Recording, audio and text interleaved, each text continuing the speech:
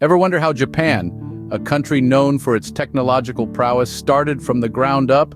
Let's embark on a journey back in time to the dawn of this incredible island nation. Our story begins with the Jomon period, a time dating back as far as 14,000 years before the present day. The people of this era were among the earliest in the world to make pottery, living a hunter-gatherer lifestyle in harmony with nature. Their intricate cord-marked pottery, from which the Jomon period derives its name, reveals a society rich in artistic expression. As centuries passed, Japan transitioned into the Yayoi period, around 300 years before the Common Era. This marked a significant shift from the Jomon era's hunter-gatherer lifestyle to an agrarian society, influenced by the migration of farmers from the Asian mainland. With the advent of wet rice cultivation, metalworking, and the introduction of a social hierarchy, the foundations of a more complex society were laid. But it was during the subsequent Kofun and Asuka periods, from the 3rd to the 7th centuries, that the face of Japan truly began to change. The Kofun period saw the rise of powerful clan leaders, known as Yamato rulers, who began to exert control over large territories. These were the precursors of Japan's imperial dynasty. Meanwhile, the Asuka period was marked by the significant influence of Chinese culture. Buddhism was introduced, forever changing Japan's religious landscape, while the Chinese writing system began to shape the development of Japanese literature. But even as these foreign influences shaped Japan, the country retained its distinct identity. The Japanese began to adapt these influences to their own needs and tastes, creating a unique blend of local and foreign elements that is a hallmark of Japanese culture even today. So, from these humble beginnings, Japan began to carve its unique path. A path that would lead it through periods of isolation and openness, war and peace, tradition and innovation, to become the country we know and admire today. But how did Japan transition from an ancient civilization to a feudal society? Let's delve into the heart of this question as we journey through the Middle Ages of Japan. The Nara and Heian periods, spanning from the 8th to 12th centuries, marked the blossoming of a distinctive, refined court culture. Literature, art, and philosophy flourished, and the imperial court reveled in its sophisticated pursuits. Yet underneath the veneer of elegance, the real power was subtly shifting. Enter the samurai, a new warrior class that would come to symbolize this era. These noble warriors, with their strict code of honor and martial prowess, rose to prominence as protectors of the land and the nobility. Their rise was a clear signal of the shifting power dynamics, from the refined court to the rugged battlefield. The Kamakura, Muromachi, and Azuchi Momoyama periods, extending from the 12th to the 16th centuries, saw the final shift to military rule. These eras were defined by the shogunates, military governments led by the shogun, the supreme military leader. The samurai, loyal to their respective shogun, became the ruling class, and the emperor's role was largely ceremonial. The social structure of this time was as complex as a delicately woven tapestry. At the top was the emperor, followed by the shogun, the daimyos, or territorial lords, the samurai, and then the peasants, artisans, and merchants. Each class had its role, its duties, and its place, creating a society as orderly as it was rigid. Amidst this social and political transformation, Buddhism continued to permeate Japanese life. Introduced during the Nara period, Buddhism evolved and diversified, becoming an integral part of the cultural fabric. It influenced everything from art and architecture to philosophy and daily life, adding another layer of depth to the rich tapestry of Japan's Middle Ages. This era set the stage for a period of isolation and peace that would last for centuries. As we continue our journey, we'll see how this period of intense change and development laid the groundwork for what was to come. Stay tuned as we dive deeper into the fascinating history of Japan. What happens when a nation decides to shut itself from the rest of the world? The answer can be found in the Edo period of Japan, a time of self-imposed isolation that lasted for more than 2 centuries, from the early 17th century to the mid-19th century. During this time, Japan turned inward, severing most of its ties with the outside world, a policy known as sakoku. The Edo period, named after the capital city of Edo, now known as Tokyo, was ruled by the Tokugawa shogunate. The shogunate, a military government led by the shogun, established a rigid social structure based on Confucian values. The samurai, the warrior class, stood at the top of this hierarchy. The samurai lived by a strict code of conduct known as Bushido, or the way of the warrior, emphasizing honor, loyalty, and martial arts. While the samurai were the ruling class, it was a time of peace. The absence of warfare allowed the samurai to explore other pursuits, such as literature and the arts. The isolationist policy might have cut Japan off from the rest of the world, but it also sparked an extraordinary cultural development within the country. This was the era when kabuki and bunraku, forms of traditional Japanese theater, flourished. Haiku poetry, a form of poetry consisting of 3 lines and 17 syllables, also gained popularity during this period. The visual arts, too, saw a significant evolution, with the ukiyo-e style of woodblock prints becoming a distinct and internationally recognized form of Japanese art. The Edo period was a time of remarkable self-sufficiency and stability for Japan. It was a time when the country's unique culture and traditions were preserved and nurtured. However, this isolation also meant that Japan was left behind in terms of technological advancements and global trade. But as we know, no country can stay isolated forever. The world is interconnected, and Japan, with its rich history and culture, eventually had to open its doors and share its treasures with the rest of the globe. But that's a story for another time.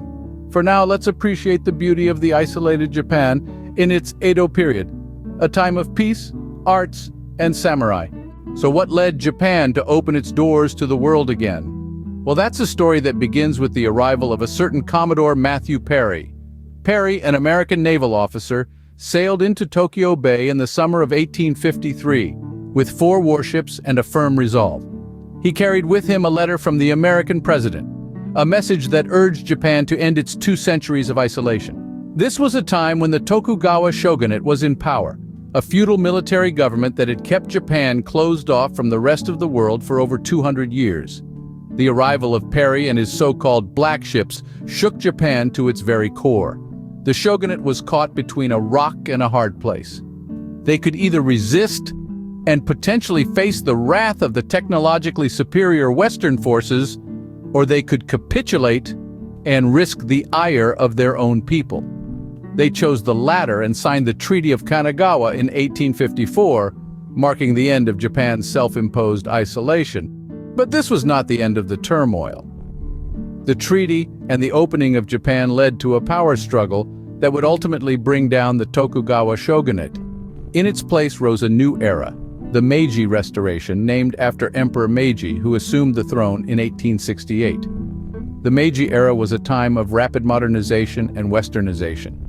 The leaders of the Meiji government looked to the West for inspiration and sought to transform Japan from a feudal society into a modern industrial nation. They adopted Western clothing, embraced new technologies, and restructured the education system. Within a few decades, Japan went from being a secluded nation to an emerging world power. However, this transformation didn't come without its challenges. The rapid changes led to social unrest, economic disparity, and political tension. But it was the start of a new chapter in Japan's history. This brings us to a period of expansion and war that would change Japan forever.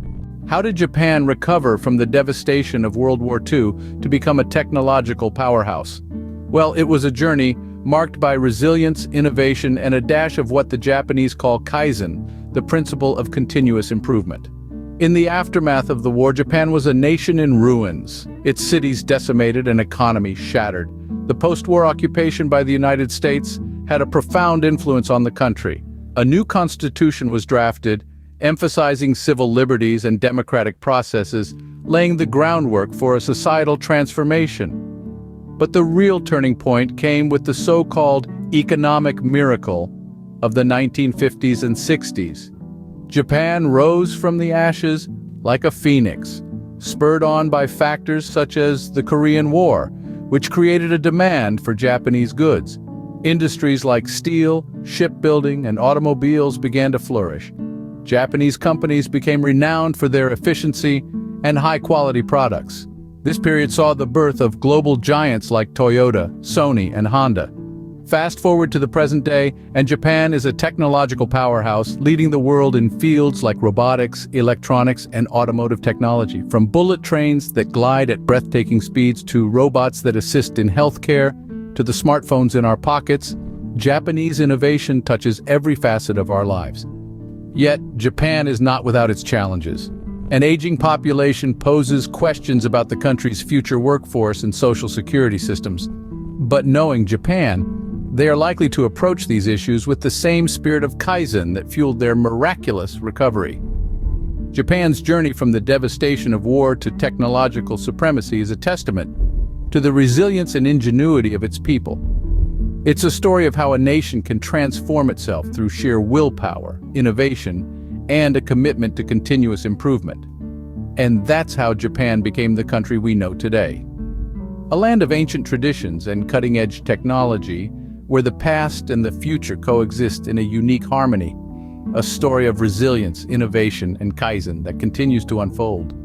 But what truly makes Japan, Japan? The essence of any country lies in its culture. A living, breathing entity that evolves over time yet retains its core values. Japan is no exception. Its culture, a vibrant tapestry woven with threads of tradition and modernity, is what truly defines this fascinating country.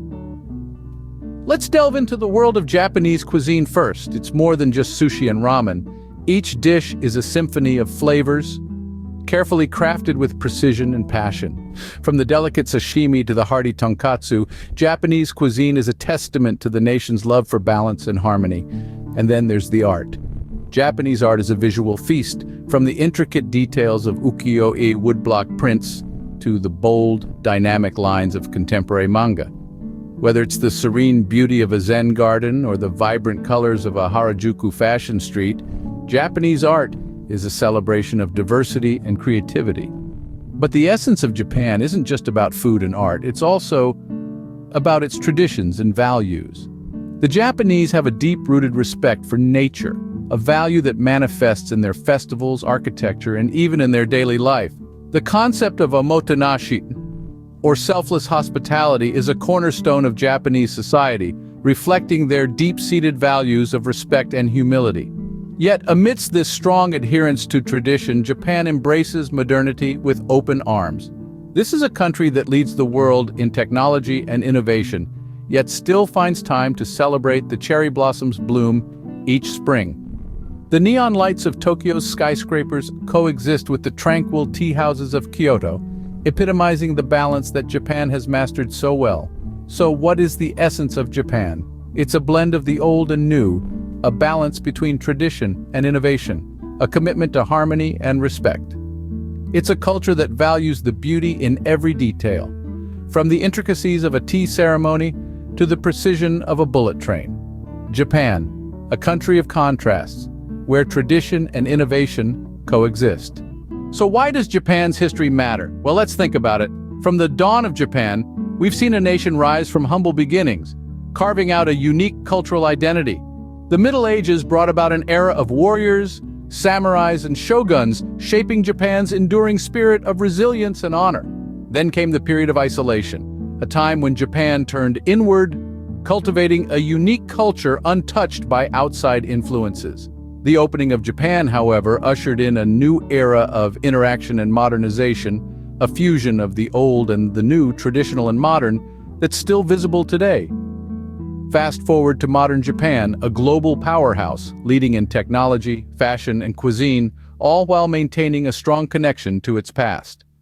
The essence of Japan lies in this balance, this harmony of tradition and innovation. Understanding Japan's past gives us a fascinating window into its present. But who knows what the future holds for this incredible nation?